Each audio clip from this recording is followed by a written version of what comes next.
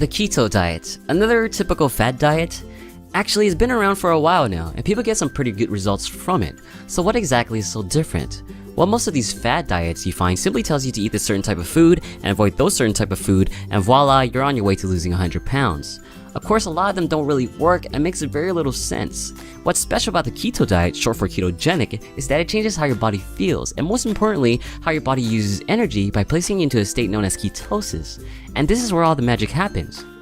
In ketosis, your body starts utilizing substances known as ketone bodies, which are produced by the breakdown of your body fat triglycerides. Quick science, first understand that your body loves glucose.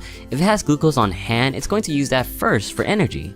In a keto diet, the amount of carbohydrates you consume goes down, therefore the amount of glucose goes down too. In order to combat this, your body uses stored glucose in the form of glycogen, but that's going to run out as well. The next step is to convert a substance known as oxaloacetate in the liver into glucose. At the same time this is happening, your body's breaking down your fat into free fatty acids and sending it to your liver to metabolize another important substance known as acetylcholine. Acetylcholine is then placed into the Krebs cycle in the liver cells to produce energy, but it can't do that right now. Remember that oxaloacetate that was being broken down into glucose? Well, oxaloacetate is also needed for the Krebs cycle to function. Now your liver has all of these acetylcholine lying around, so it decided to break it down into two substances called acetoacetate and beta-hydroxybutyrate, which are known as ketone bodies. It sends them into the bloodstream where other body cells pick them up, convert the ketone bodies back into acetylcholine into the Krebs cycle, and energy is produced. This is also really good news for your brain, since even though your brain loves glucose too, it can function on ketone bodies as well. In fact, ketone bodies provide more energy per gram for the brain versus glucose, so win-win for your mental capacity.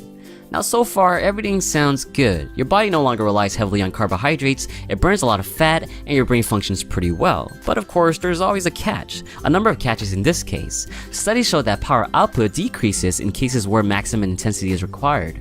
This makes sense because the breakdown of glucose via glycolysis plays a crucial role in providing immediate energy for your body. With no glucose and glycogen in your body, intense workouts become a lot harder. And the lack of glycogen also affects muscle growth, since there's a strong positive connection between glycogen availability and protein synthesis.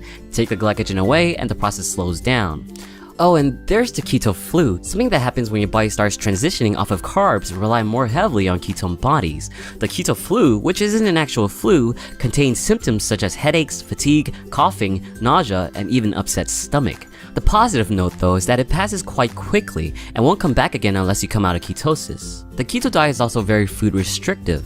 A conventional diet has you eating roughly 20% fat, 30% protein, and 60% carbs. The keto diet, on the other hand, shifts you all the way to 70% fat, 25% protein, and 5% carbs, or below 30 grams. That's a huge change that some people just cannot do.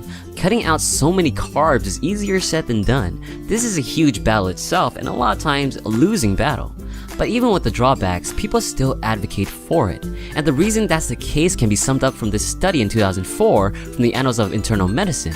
A low-carbohydrate diet, such as a keto diet, had better participant retention compared to a low-fat diet. That is saying, even though with all the drawbacks, individuals on a keto diet find it much easier to stick to the diet more so than a conventional diet. This is because with so much more fat and protein-dense foods, your satiety or fullness level goes up much faster.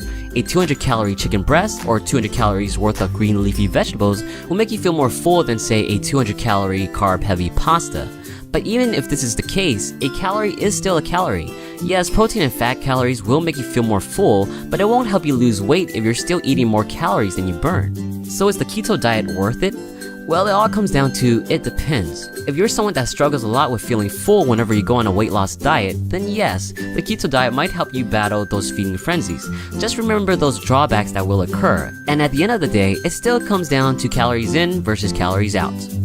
What's your take on the keto diet? Share your comments below. Thanks for watching and please subscribe for more future health and fitness videos.